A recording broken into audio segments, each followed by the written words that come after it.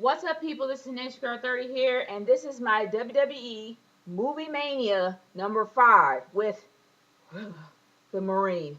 Yes, unfortunately, I had to literally sit down and watch the Marine the entire movie again for this review. But the difference is that I actually did have a chance to see the unrated version, and as you can hear, there is a thunderstorm outside. But either or, I saw the unrated version, and it's still a big bag ball of suck. I'm sorry, it's still really bad. Number one, no plot whatsoever. Yes, sure, John Cena used to be an ex-Marine. He got completely ostracized from the whole Marine Corps because of the fact that he disobeyed an order and he left with an honorable discharge. Classic.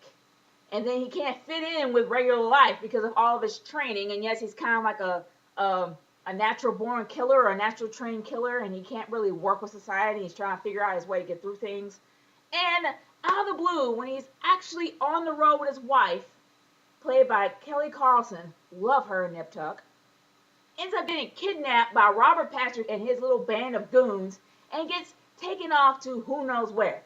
Now, now that the whole plot is supposed to be thrown in front of you, that is what we're supposed to digest throughout the entire movie. And number two, the one thing that sucked about this movie is bad editing. Very, very bad editing. I don't know who Vince McMahon hired to edit this entire movie, but it had to be a child or at least a 10-year-old that actually edited this movie, because there were so many scenes that got cut out and pasted in there that it just didn't fit. You hear somebody talking about a heist, and then all of a sudden somebody talks about something else, like, where's my cable provider? Oh, we're about to do a heist. What? Really? That's how it was. It was a hodgepodge of mess. That's what it was. The editing was terrible. The acting, I have to say, the acting was good. It was not bad. Okay, this was John Cena's first role. John Cena was not an expert, so I'm not going to really diss on John Cena. But the one character that I could not stand, and I cannot believe they decided to add him in this movie just for the sheer fact that they thought this would be entertainment, was the stereotypical black man. And I am talking about Anthony Ray Parker. The stereotypical black guy that don't do anything that black men don't do, like they don't drive minivans, they don't eat rock candy. What else do they not do? They don't go through swamps. Oh yeah, they don't watch Deliverance. Really? Come on. Only Chris Rock can pull this crap off. He doesn't even do it anymore. Come on, man. Really?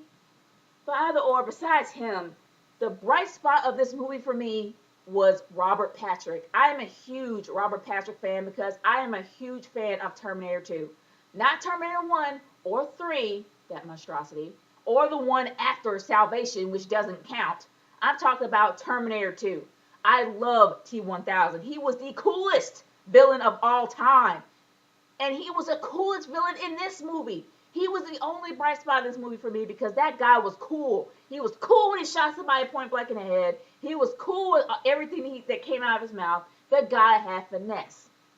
He played a sloppy villain, a psychotic villain, but the guy was still a great villain. So he was the bright spot in this movie for me.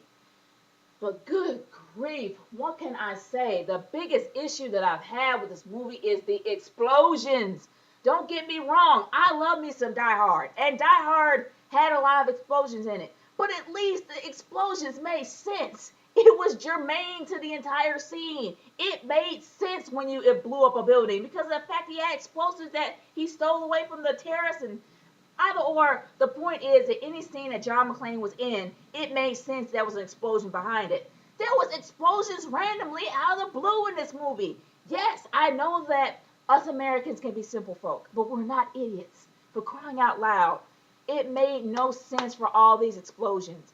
Let alone did it make any sense for John Cena to jump off a trampoline and land in the water when he could just have died in it.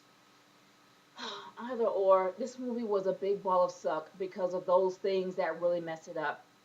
It had a potential to be a great movie. It had a potential to be something that can literally make John Cena remembered as an actor, but they ruined it because of bad editing, a really poor plot, subpar acting except for Robert Patrick, who is awesome. Kelly Carlson was not bad either, but I'm used to her character being Nip Tuck, so it was just kind of like a huge change for me. But either or, this movie gets a 1.5 star.